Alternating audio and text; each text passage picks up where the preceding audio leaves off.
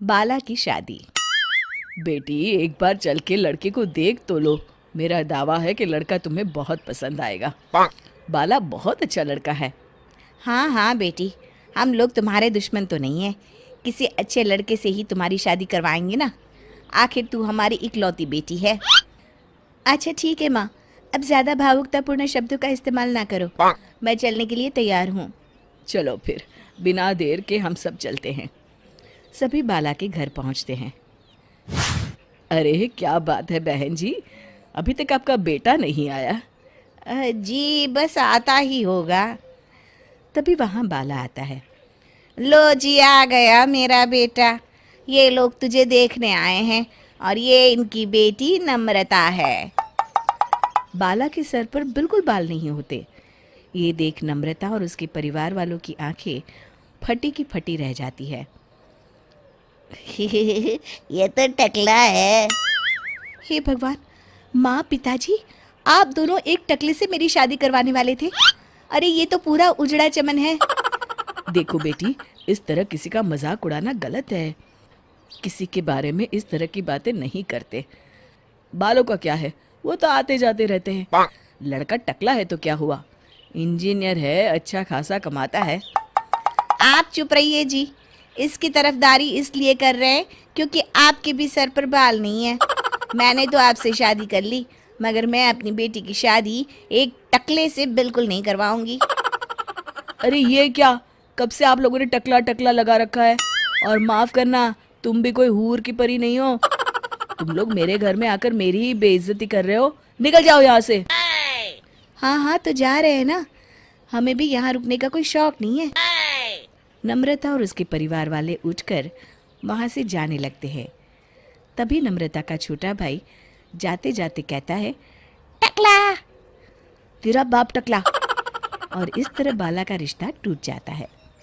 फिर एक दिन सड़क के किनारे एक आदमी घूम घूम कर कंधी बेच रहा होता है। कंधी ले लो, कंधी, एक से बढ़िया एक कंघी ले लो, नए जमाने की कंघी ले लो। अरे भाई ये ले लो। घूमते घूमते वो बाला के पास पहुंच जाता है। अरे भाई साहब, कंधी लोगे क्या? ये लो। तभी उसकी नज़र बाला के सर के ऊपर पड़ती है। अरे माफ़ करना भाई साहब, आप इसे लेकर क्या करोगे? आपके सर पर तो बाल ही नहीं है। आपका तो स्टेडियम पूरा खाली है। चलता हूँ। कंधी ले लो, कंधी ले लो। कंधी वाले की बातें सुनकर बाला को बुरा लगता है। उस समय बाला को ऐसा महसूस होता है कि उसके लिए दुनिया में सबसे कीमती कोई चीज़ अगर है तो वो सिर्फ बाल है। बाला सड़क पर चलते हुए लोगों के बाल बड़े गौर से देखता है। चलते चलते बाला एक मंदिर के पास पहुंच जाता है। हे भगवान, तुमने ये मेरे साथ क्या किया? थोड़े से बाल अगर मुझे दे देते तो तुम्हारा क्या चला जाता? सारी दुनिया मेरा मजाक उड़ाती है। अरे भाई, आज पहला इंसान देख रहा हूँ जो मंदिर आकर भगवान से अपने लिए बाल मांग रहा है। बेटा, भगवान ने तुम्हें सब कुछ तो दिया है। अच्छी सेहत है, अच्छी नौकरी है। लगता है तुम्हारी तबीयत ठीक नहीं है।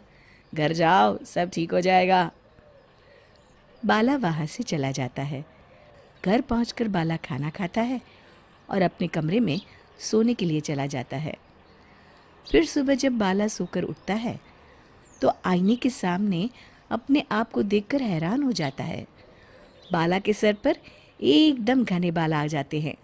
बाला खुशी से झूम उठता है। अरे ये तो चमत्कार हो गया, मेरे सर पर बाल आ गए। लेकिन ये हुआ कैसे? बाला अपने सर पर बाल देखकर खुशी से पागल हो जाता है और अपने घर वालों से जाकर कहता है, माँ, जादू हो गया, जादू, मेरे सर पर बाल आ गए, बाल। अरे क्या हो गया, सुबह सुबह चिल्ला क्यों रहा है? पिताजी ये देखिए, एक ही रात में अचानक मेरे सर पर बाल आ गए। चमत्कार हो गया।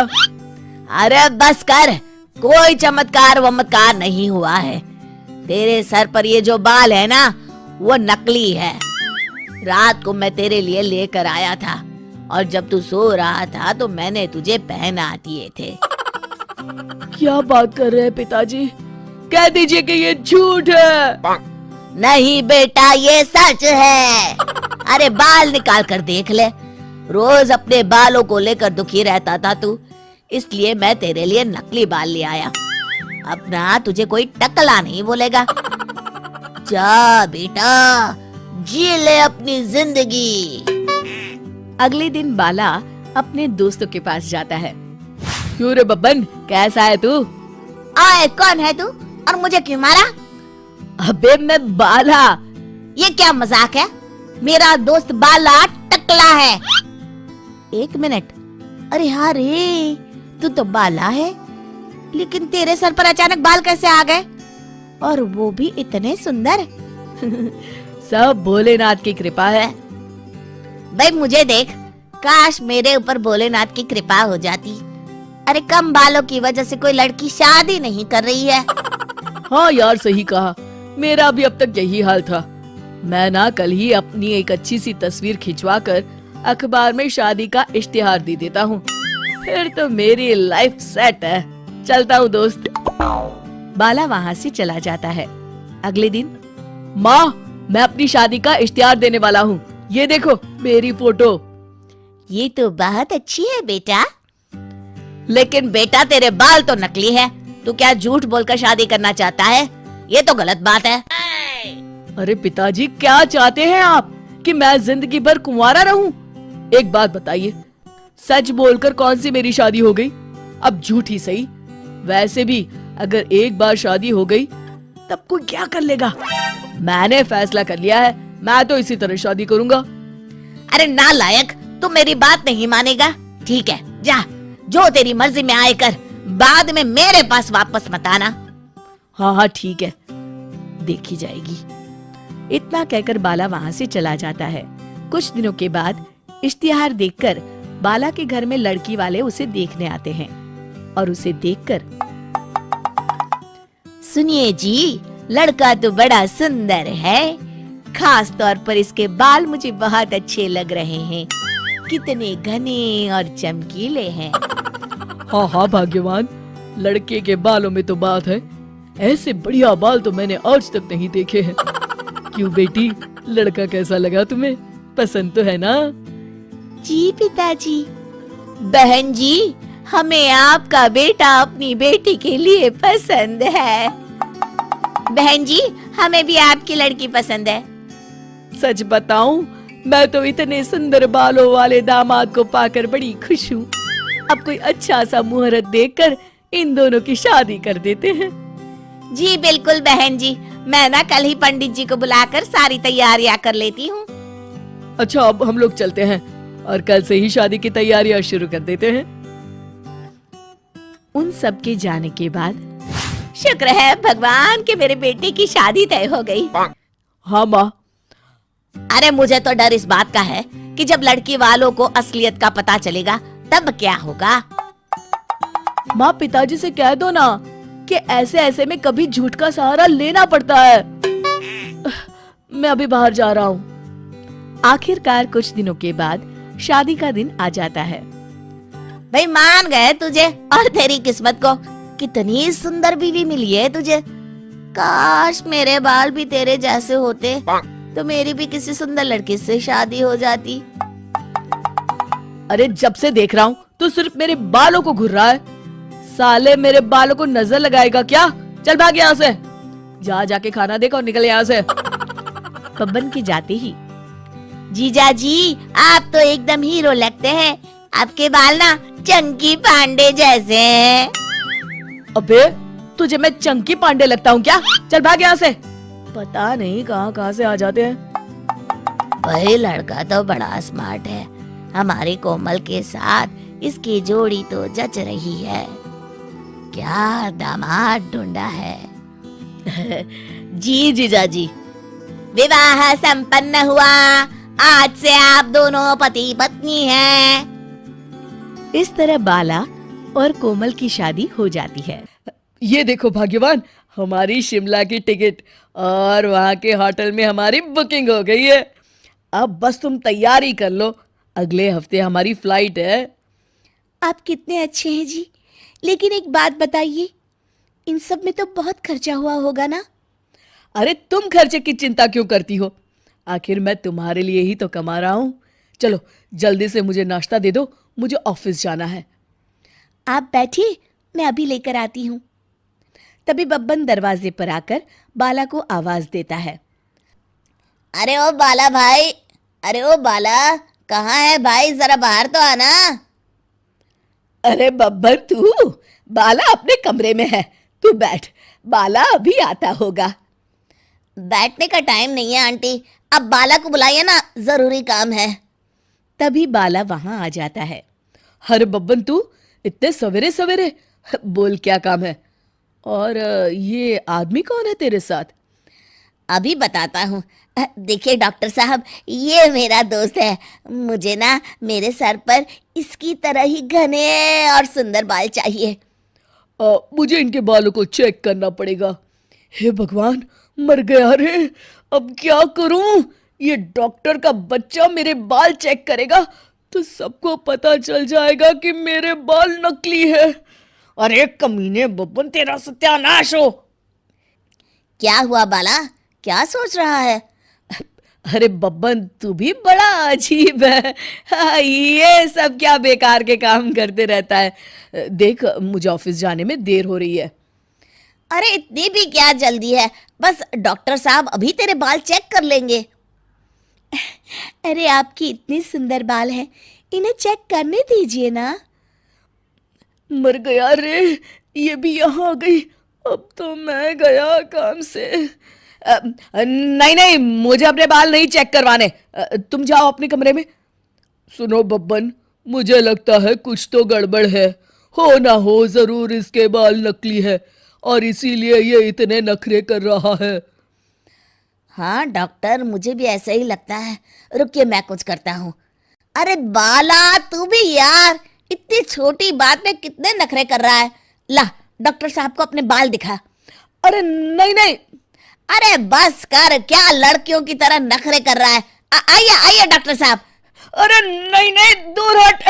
खबरदार, अगर किसी ने मेरे बालों को हाथ लगाया है। अरे ये तो हद हो गई, आप सच में बहुत नौटंकी कर रहे हैं। अब तो मुझे सच जानना ही है। बब्बन बाला को पीछे से पकड़ लेता है। डॉक्टर साहब जल्दी आइए। अरे बब्बन छोड़ मुझे, मर गया रे। नहीं, अरे कोई बचाओ मुझे। डॉक्टर बाला के बाल पकड़कर खींच लेता है और बाला के नकली बाल डॉक्टर के हाथों में आ जाते हैं। हे भगवान, ये क्या? मेरा पति तो टकला है। तू तो अभी भी टकला है।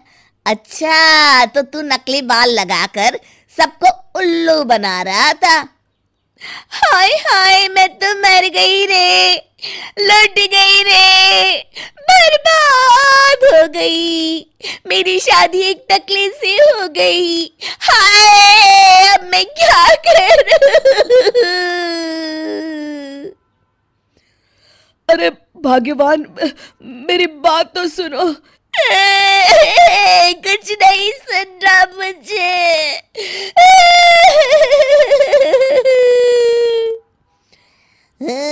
चलिए डॉक्टर साहब, अब हमारा यहाँ कोई काम नहीं। बब्बन वहां से चला जाता है। कोमल अपने मायके वालों को फोन करके उसे ले जाने के लिए कह देती है। अगले दिन कोमल के माता पिता उसे ले जाने आ जाते हैं। हे भगवान, मेरा दामाद तो टकला निकला। मेरी बेटी की जिंदगी बर्बाद हो गई। आप लोग मुझे माफ कर दीजिए। देखो बेटा, तुम टकले हो इस बात से मुझे कोई ऐतराज नहीं है, लेकिन तुम्हें झूठ बोल के शादी नहीं करनी चाहिए थी। माँ, पिताजी, आप लोग मुझे यहाँ से बस ले चलिए। एक गंजे के साथ मैं अपनी जिंदगी नहीं बिताने वाली। कोमल, मुझे एक बात बताओ, बाला ने कभी तुम्हें कोई तकलीफ दी है या तुम्हारे साथ कभी किसी प्रकार का दुर्व्यवहार किया है? जहाँ तक मुझे लगता है इसने हमेशा तुम्हें खुश रखा है। क्यों, सच है ना? जी पिताजी, सच है।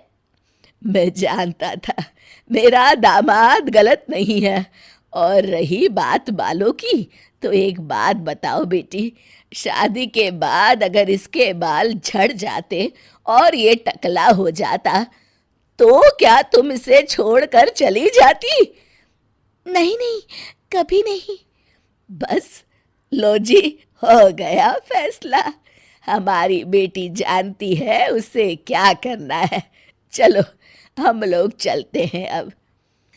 इस तरह कोमल अपने पिताजी की बात समझ जाती है और बाला के साथ बिना किसी शिकायत के राजी खुशी रहने लगती है।